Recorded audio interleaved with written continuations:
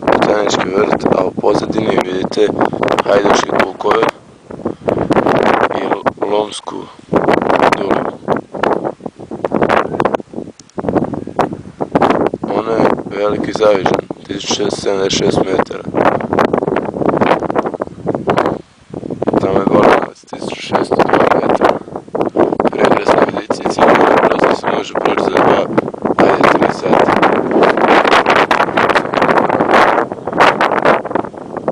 Rab, prekrasan otok, igra kamena i mora, pozadini šuma.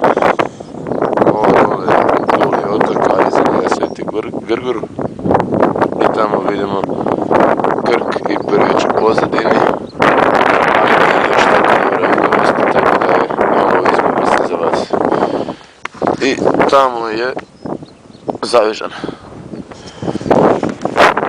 Što dragi ljudi, dođite u planinu na Zavižan i uživajte u lijepim vidicima i naravno odličnoj velebitskoj tamnoj pivi.